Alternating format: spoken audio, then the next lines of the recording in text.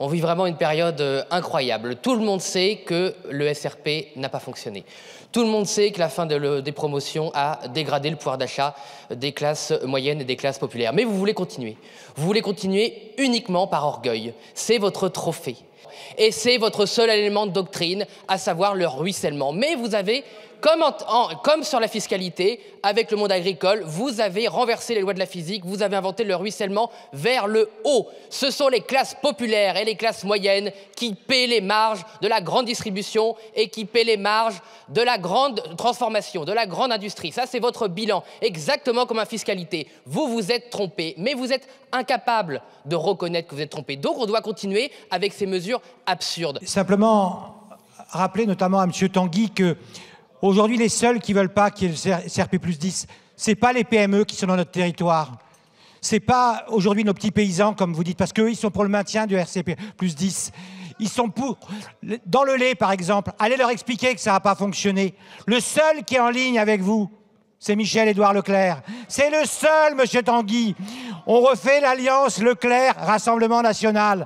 Et donc, ne l'oubliez jamais, quand on fait des prix bas, monsieur Tanguy, vous le savez très bien, c'est parfois des produits de non-qualité. Donc, courir après les prix bas en disant que c'est toujours dans l'intérêt du consommateur, c'est mépriser ceux qui sont les plus humbles. Et donc, il faut absolument remonter de la valeur. Et ensuite, on se bagarrera quand on l'aura remontée pour savoir comment éventuellement elle est répartie.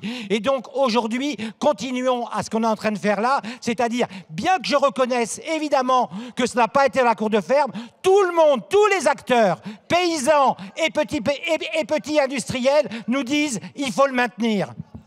Écoutez, chers collègues, et en particulier, on ne va pas commencer comme ça. Vous en avez déjà fait le coup sur la loi de Crésailles.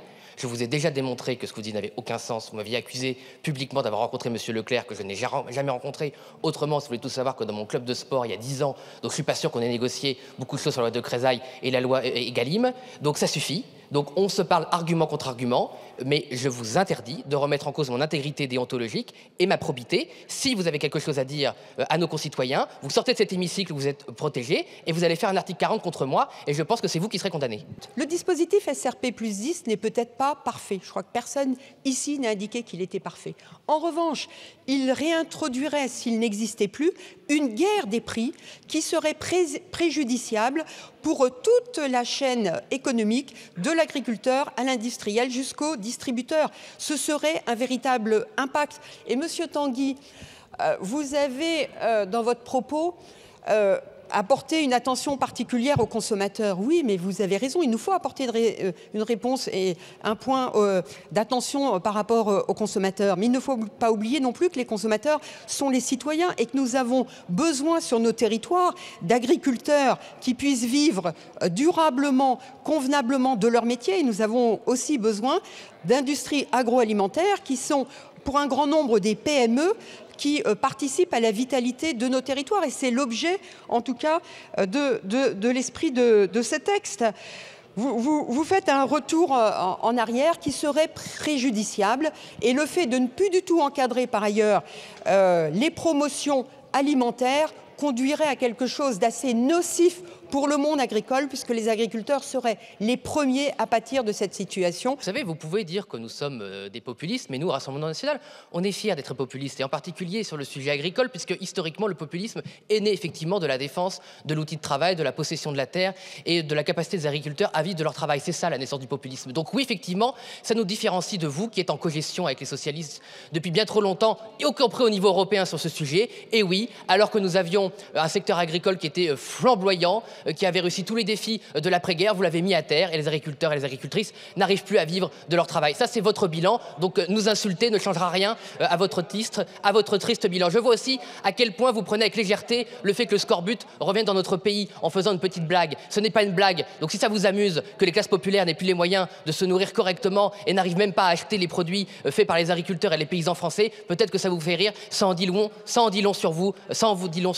et ça me rassure pas du tout sur les dispositions que vous avez pris depuis tant d'années. Vous n'êtes pas capable de prouver que ce que vous avez fait fonctionne.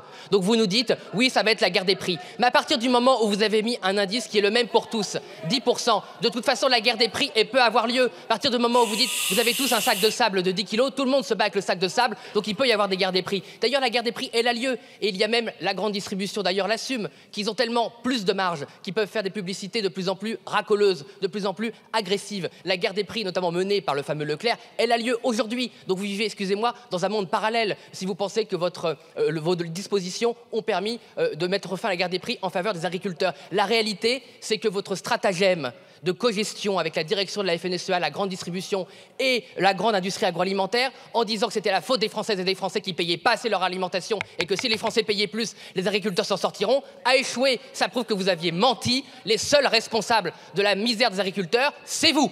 Moi, je voudrais réagir aux propos misérabilistes que j'ai entendus de la part du député Tanguy. Je suis fier de mon métier d'agriculteur et avec des propos tels qu'ils ont été tenus, on abîme en permanence l'image de l'agriculture. Il y a une agriculture qui a des difficultés et il y a une agriculture qui arrive à vivre de son métier. Mais à force d'avoir des propos comme ça, on détourne nos jeunes de l'envie d'être agriculteurs. Bien sûr, il y a des difficultés. Le SRP ne va pas résoudre tous les problèmes. C'est un des éléments parmi d'autres. Il faut se diversifier, il faut travailler en collectif, il faut se former davantage.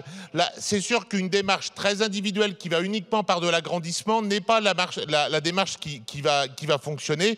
Mais quand on fait appel, par exemple, à la question, regardez toutes les manifestations qu'il y a eu.